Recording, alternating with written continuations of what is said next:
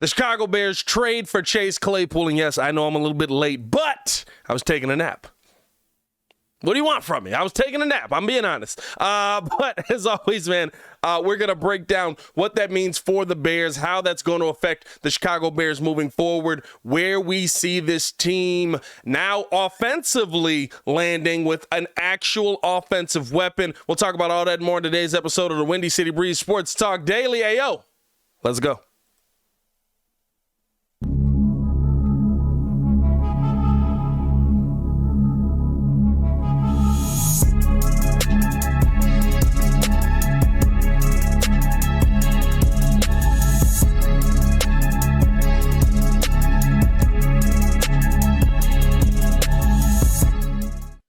As always, man, if you are new to the channel, please hit that like button. Please subscribe to the page. We do talk Chicago sports daily on this channel. It's the only channel talking Chicago Bears. Our Bears fans talk, so make sure that you get in tune with us, man.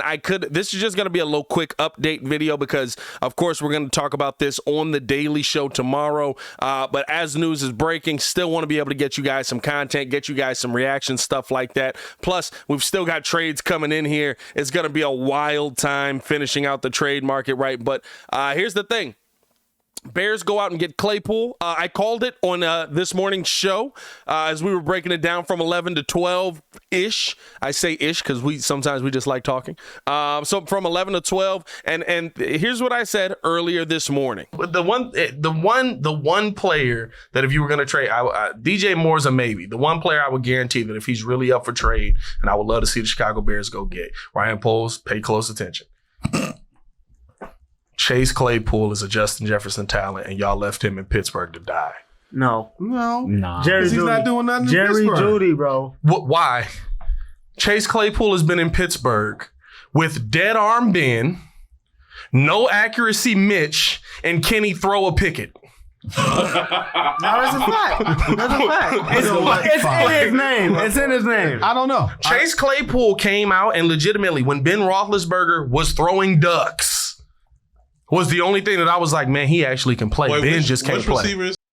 So, I mean, listen, I think that Chase Claypool is a really good talent. I love that the Chicago Bears went and got a proven talent and a talent that was left out there to die. Now, they did trade a second-round pick. It is going to be their second-round pick, which means that more than likely, right, it's going to be the higher of the two. But essentially, you're using a second-round pick to go get Chase Claypool. I'm not mad at that. He's a guy that has a big body. He is a big wingspan receiver. He can be your go up and get it guy, which we talked about on the show this morning, right? I like Darnell Mooney as your option, but you want Darnell Mooney on those routes where he can kind of just break you down, where he can use his footwork to really get open. And the thing is, right now you're getting Chase Claypool not pretty much by himself or just with bad quarterback play, trying to get him the ball right between Pickett, Ben Roethlisberger, and Mitch Trubisky, right? But now you're hoping that you can continue to develop Justin Fields and that you'll be able to continue to put him in a position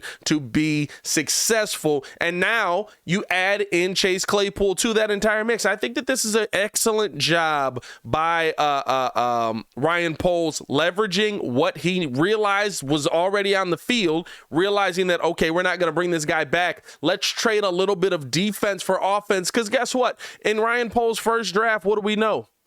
Ryan Poles absolutely can go out and find defensive talent. This Bears regime still can find defensive players, so you know you're probably going to be looking for a little bit of that in the draft. I would rather have you go out and use a second-round pick on a guy that we know can play and just has been in some up-and-down circumstances, right? Now, does that mean that Chase Claypool's instantly your number one when he comes here? That's really the question, and I think that's on Claypool to prove, right? I mean, you've still got Darnell Mooney here, who's worked the most with Justin Fields. He's the guy that understands Justin Fields the most. He's the guy that understands who's had the most time with him. So I don't think that it's a right away thing, but I think you do try to turn Chase Claypool eventually into your number one option because he's going to get those big 50-50 balls a lot of times that we see Darnell Mooney maybe not miss out on, right? Like Darnell Mooney can go up and get it as well. It's just he doesn't have as big of a catch radius. He doesn't have as big of a wingspan. And the one thing that I really, really like about Chase Claypool, especially when you start looking at his numbers, is Chase Claypool is going to catch the football. He's not going to be somebody that's going to sit there and when the ball is delivered his way, he can't come down with it. You saw the last couple of years how his numbers kind of play out here. Let me pull up. I had his stats up here, and now they've disappeared from me. Okay, here we go. In his career so far, right, 153 receptions in his 2 years. Not getting a ton of targets per year, though. He's been the second. He's been the third option on teams. Last year, rookie year, 109 targets, 62 catches. He was catching at a 56% rate.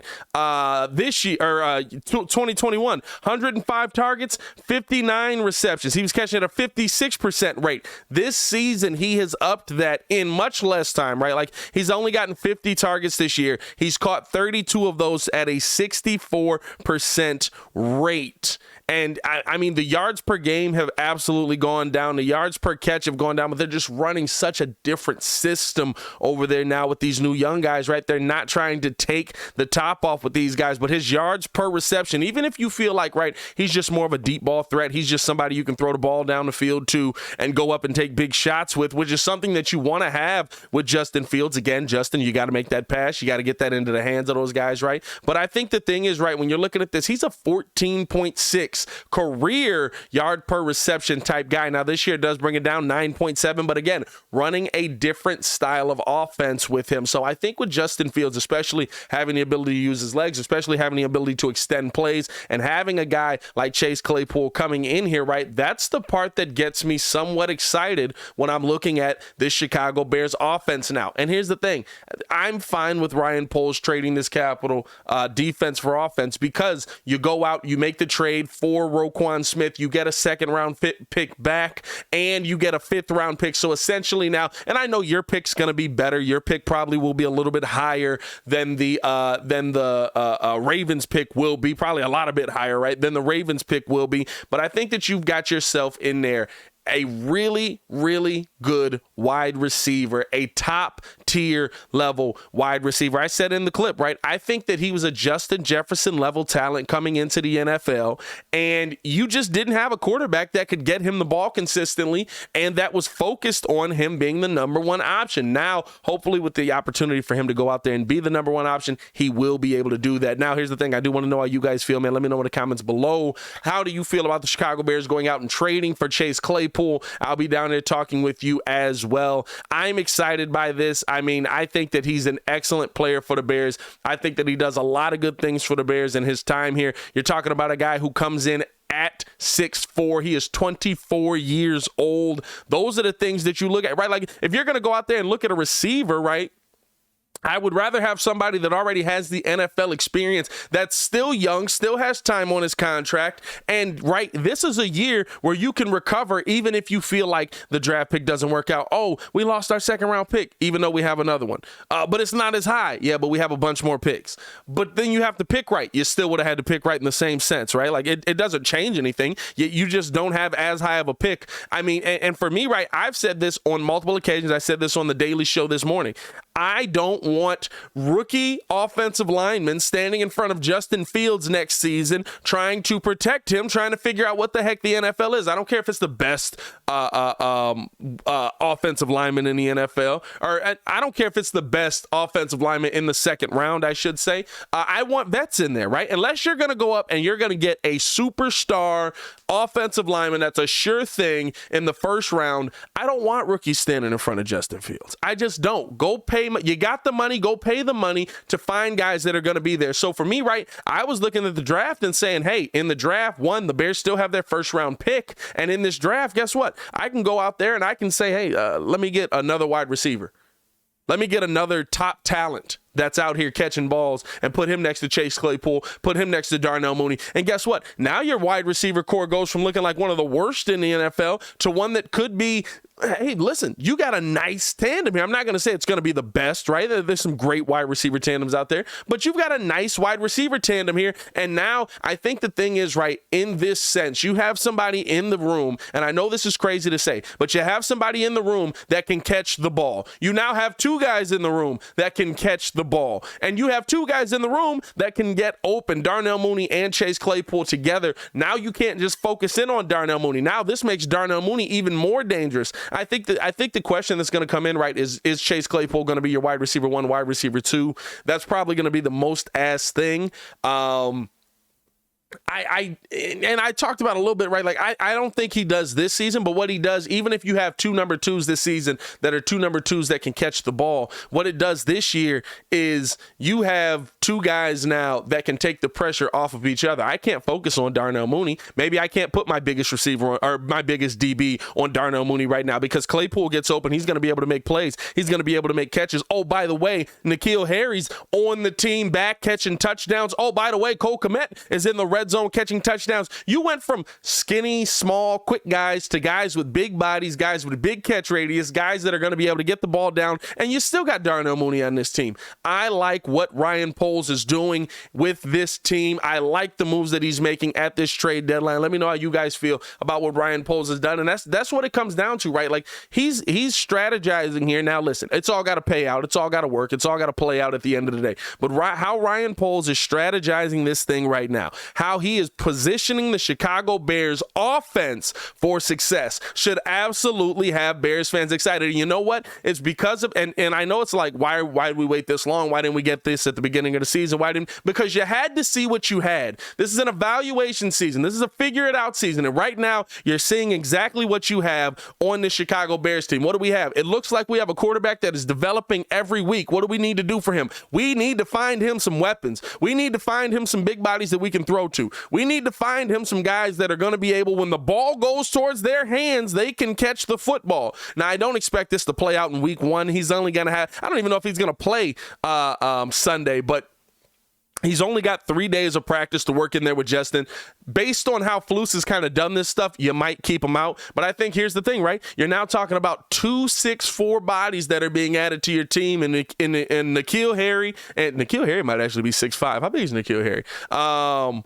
And N'Keal Harry and Chase Claypool, that's going to do well for you moving forward throughout this. Now, all of a sudden, Luke Getsy, some of the plays that maybe he's been a little bit apprehensive to drop, maybe some of the plays that he's been a little bit apprehensive to go to with Justin because he just knows Justin's going to have to be vacating out of there so quickly. Maybe now he can go to those. Maybe now you're able to maybe slide Mooney into the slot a little bit, or maybe get Mooney to the opposite side a little bit. Now, you're those bunch sets right on the right side, they look a lot tougher because you got 2 6'4" dudes out there that are able to make plays. Now, this opens up to me so much for your offense. Now, of course, right, the trade deadline's still going on here, and you keep seeing me kind of look down. I'm trying to see if the Bears are making any other deals here, right, because I'd hate to post this video and it's not going to be and it's not going to be accurate. But I love the fact that Ryan Poles has made a decision, and I still see some fans out here that are like, hey, this is too much. This is the price of dealing in trade. This is the price of dealing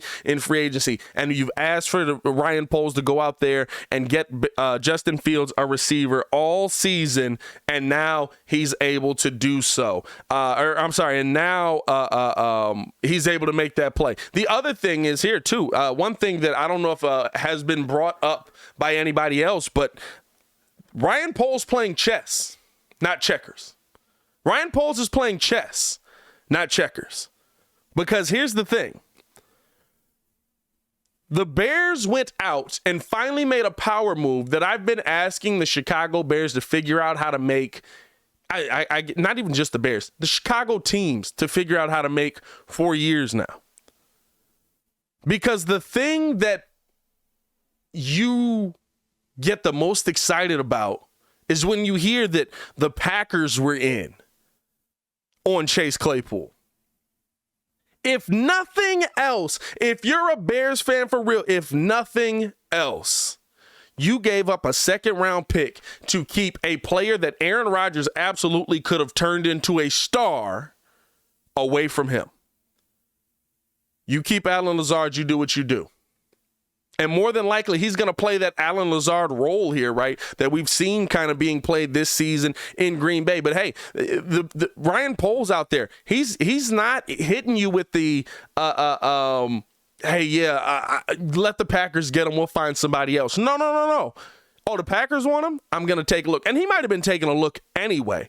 But I think that the thing that gets me the most excited is that now you're seeing him make chess moves within the division. Now you're seeing him make chess moves within the league with, okay, now I know what I believe I have in Justin Fields. Now I know kind of the moves that I can make around Justin Fields to put an offense around him. Okay, now we can start to move forward. Now you're going to start to see this team start to take a little bit more shape, a little bit more form, especially offensively. Defensively, you're going to take a step back. You just are, right? And the trade of Roquan is going to hurt your team. But, again, trading a little bit of defense for the offensive side. I think when you're going into this draft and you're looking at, okay, maybe we find a big body receiver, but we're going to need some D-line help. We're going to need some linebackers. You got the money to go pay a bunch of people. Now you still got to convince them to come here. But again, right, the second half of the season, now you're looking at this and saying, hey, this is a team, now free agents are looking at this and saying, hey, maybe this is a team that I actually would want to play for. Maybe this is a team where I like what Justin Fields does. I like how he's got this tandem with Claypool. I like that him and Darnell Mooney are working together. Oh, look at N'Keal Harry. Look at what Cole Kmet's doing in the end zone. I want to go over there and block for Justin. I want to go over there and play for the Chicago Bears. Coach Flus is building up a good program. I want to be a part of that. And maybe it's even some of the people that previously played for the Chicago Bears, right? So I'm looking at this with excitement. I think this is a move that opens up the second round is, okay, now let's see if we can show a little bit more on this offensive side of the ball. Let's see if we can show a little bit more of Justin Fields being able to make plays. And let's see if we can show a little bit more that's going to be a little bit more enticing to these free agents that we want to get here next season. Hopefully, and for me, I want the big bodies. If you guys want a different position, let me know in the comments below. I'll be down there talking with you as well. At the end of the day, man, Bears come away with what I believe is a really good player. Bears come away with what I believe is a top-level talent. Again, a Notre Dame guy as well, right? So he probably knows a little bit about the Bears because, Notre Dame, Chicago, that's basically the same spot, even though it has nothing to do with each other. But again, and I believe, if I'm not mistaken, teammates with Cole Kmet, I believe. So maybe even able to work with him and get him a little bit more go catching the ball and stuff like that. So a little bit of a bond there, I believe. So, hey, man, I appreciate you guys for tuning in and rocking with us. As always, man, it's your boy, Pat the Designer, back at it again. Let me know how you guys feel in the comments below. I'll be down there talking with you as well. And let me know, do you think the Chicago Bears are done making moves this season, or are we going to see maybe some interesting signings? Are we going to see, you know what I mean? Like, I mean, by the time this video's up, the deadline will probably have passed and gone because it's a little bit lengthy. But hey, we'll see what happens. If the deadline's gone, we'll know. If the deadline's not gone, let me know in the comments below. Shout out to y'all for tuning in and rocking with us, man. As always, man, y'all stay safe out there, Chicago. Peace.